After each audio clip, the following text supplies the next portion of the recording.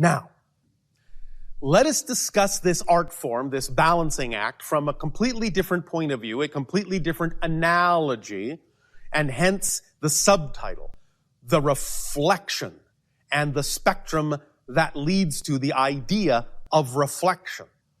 And when we talk about the idea of spectrum, let us truly use the terminology in this analogy that has to do with the idea of frequency and vibration as it relates to the visible spectrum of light that you are so familiar with in your physical reality experience. What you call the rainbow, what you call that spectrum, what you call those colors, primary and secondary, that make up all of your experiences in perceptibility in the physical realm in terms of your vision, in terms of your sight. Let us use this analogy as a permission slip, as a tool. Permission slips simply being any tool, any technique, any ritual that allows you to give yourself permission to be more of who you are.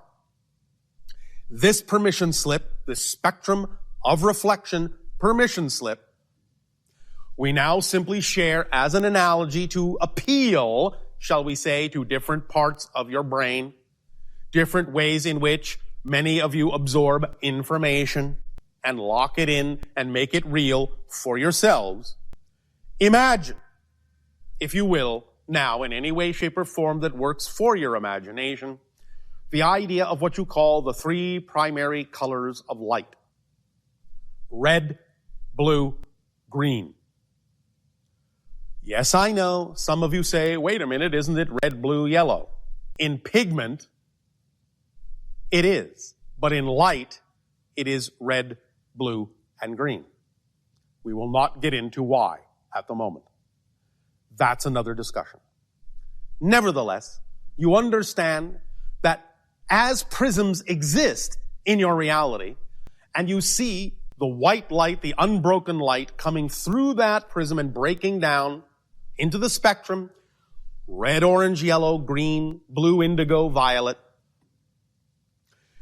you understand that by recombining those individual colors, those individual frequencies, you can once again blend them back into white light, which contains all frequencies of light. That's why it appears to be white to your senses. So let's look at this idea of the balancing, the focus, from this colorful perspective. Imagine thus then that you have this white light that represents the idea, shall we say, of the ideal self, the higher mind, unbroken, unfiltered, pure, beautiful, a homogeneous white light. As thus then it is filtered through the prism of your personality with its beliefs and its emotions and thoughts, it is broken down into the spectrum of your physical reality experience and all the details within it. But for now, in this analogy, we will keep it simple and just work with the idea of the three primary colors, the red, the blue, the green. Now, as many of you already know, when you start to overlap these colors, if you will imagine perhaps spotlights or circles of these colors, if you start to overlap some of them, you will get the secondary colors. If you overlap the idea of the red with the blue, you will get the violet. If you overlap the idea of the red and the green, you will get the orange. If you overlap the idea of the blue and the green, you will get the yellow. And of course, in pigment, if you mix the idea of the blue and the yellow, you will get green.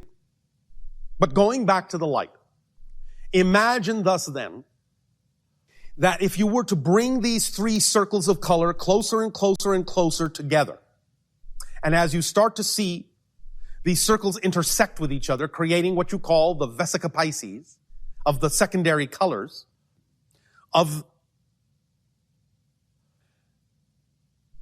the violet and the yellow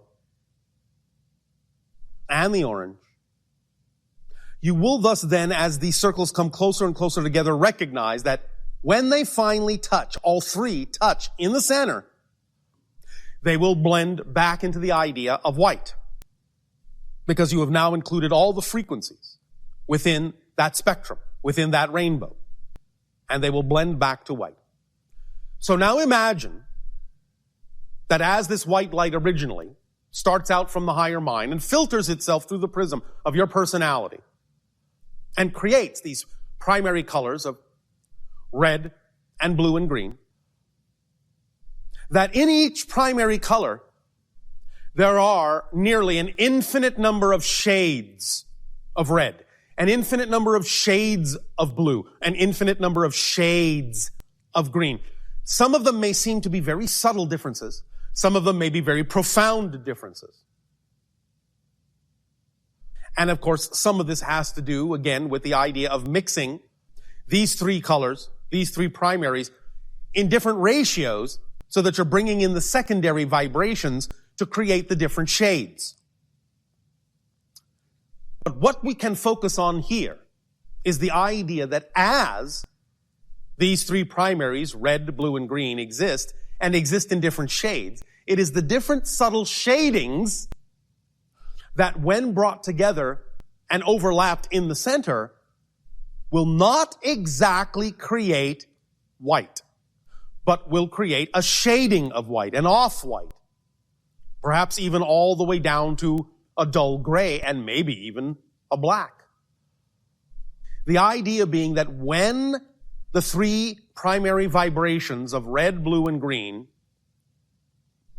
altered, shaded, tinted by different ratios of the secondary vibrations, they will, when coming together, not actually completely reconstitute the original white light. In this analogy, these shadings are different belief systems that are out of alignment with your true self, not in alignment with the pure frequency of your true being. When your beliefs are in alignment and these spectra are in their pure vibratory frequencies, then when combined, they will recreate that pure white light. But if there are definitions within you that are creating these colors to be tinted and shaded in ways that takes them out of their primary frequency, then when you combine them, when you attempt to combine them, you will find that you will not get the pure white light. You will be off kilter, off frequency, off the vibration of your true natural self, as is being given to you as a guidepost from the higher mind. That pure white light is your guidepost, your marker for the vibration that represents your true natural self. So, as we have discussed many times the idea of the vibration that is representative of your true natural self in terms of a bodily enactment being what you call excitement, passion, love, creativity, joy, the idea here is that we are now creating a color analogy of this idea. And since we have also talked about the fact that definitions and beliefs that are out of alignment with your true self will dampen down the idea of the excitement, will filter the excitement into what you call fear and self-doubt, here too, in this analogy, you will see that the filters of beliefs that are out of alignment will alter the pure vibrational colors of the primaries into different tints and shades so that when they combine, they will not create the pure white light. So the idea here is to use this analogy, to use this permission slip tool as a visual guide to aid and assist you in finding out, in discovering, in exploring, and researching, and investigating what your belief systems are all about. Because if you understand that the pure white light of the higher mind is, in a sense, your guidepost, that that's what you're attempting to match the frequency of by acting on your excitement, in using this spectrum analogy, this prism analogy, this reflective spectra permission slip, you may actually begin to get the sensation in a more refined way, in a more finely tuned way of whether or not you are harboring definitions and beliefs that are out of alignment with your true self by actually looking at the tints and the shades of the three primary colors and seeing whether they are truly, truly pure, and in bringing them together where they are truly creating a pure white light. Now, you can use it this way to examine the beliefs that you have, and you can also use it as a permission slip to bring yourself back into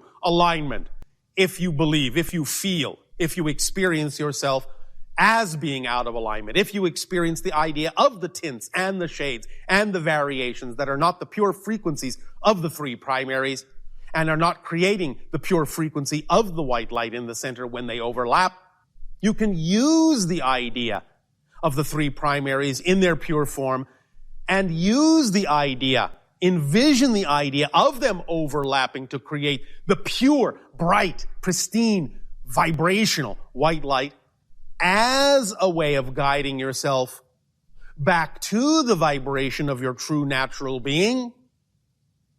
And in so doing, you can see the tints and the shades leaving, changing, shifting.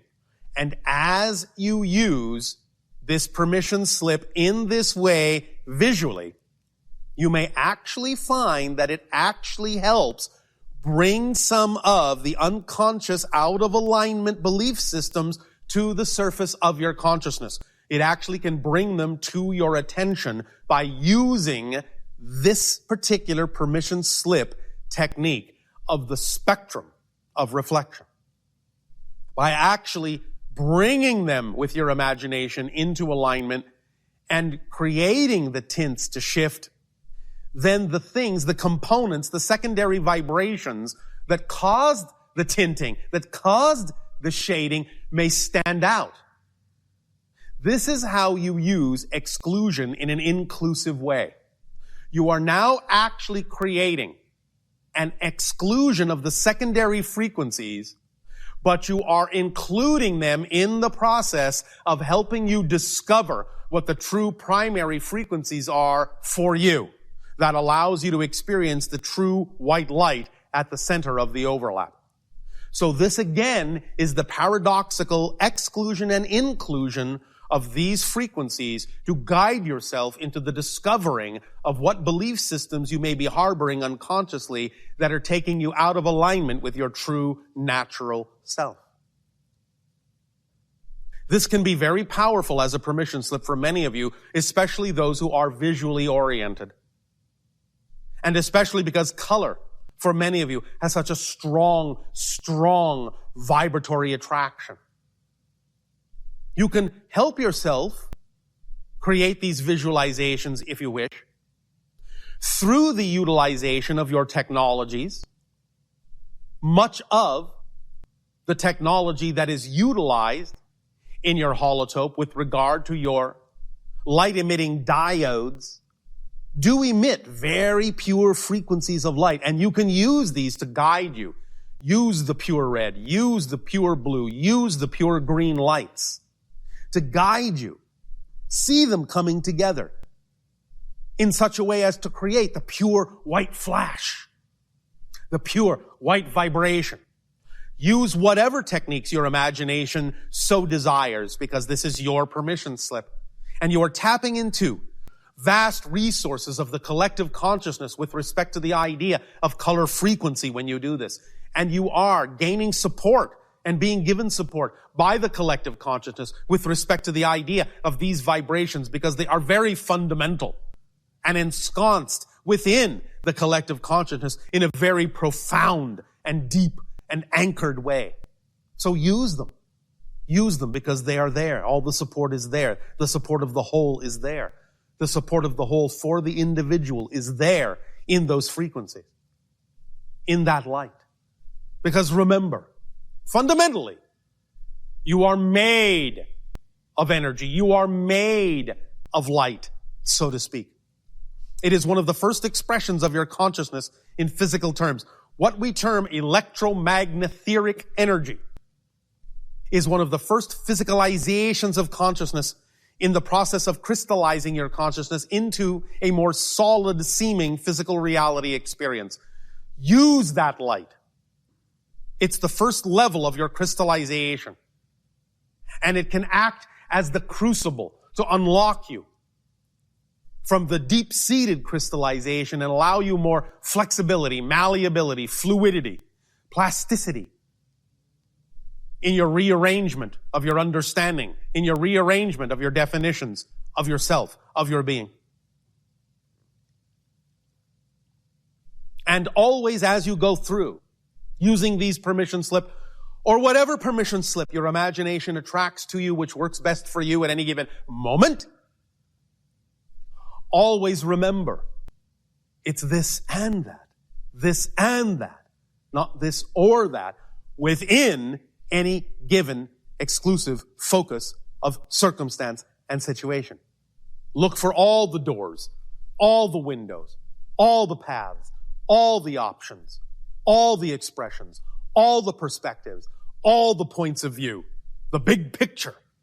Look for the big picture and all the ways it can be understood and all the ways it can be defined and all the ways it can be perceived and all the ways it can be experienced, even while this is all an experience of one single exclusive thing.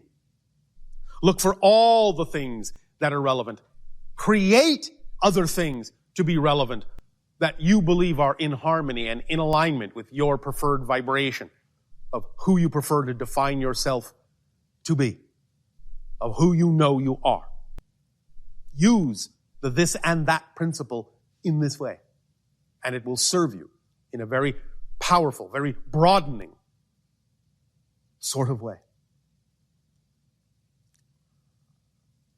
At this time, each of you become comfortable. Take a few deep breaths. Breathe in and exhale. Breathe in and exhale. Breathe in and exhale. And allow this information to sink in whatever way, shape, or form will work best for you. And you don't have to have an intellectual comprehension of exactly how that's going to work. Remember, the physical mind does not know and is not built to know and thus is not capable of knowing how something is going to happen. The higher mind is. Let the higher mind do its job. Let it sink in the best way, knowing that when the higher mind knows the best way for this information to sink in, it knows the best way, and the best way includes the physical mind, includes all aspects of your physical experience. It includes everything. The physical mind is a focus. In a sense, the physical mind is the excluder. The higher mind is the includer. And you need to allow them to work together in harmony and balance so that you can take advantage not only of where it is appropriate to experience the this or that scenario, but also at the same time where it is appropriate to overlap it with the this and that scenario of the higher mind. Because that's the higher mind's perspective. Everything to the higher mind is always this and that. Even though more often than not to the physical mind it seems only to be this or that. Do not get caught up in those conundrums. Do not get caught up in those mazes of confusion. That it's got to be this or it's got to be that or it doesn't make sense. It can make perfect sense being this and that if you simply find the balance point between the two.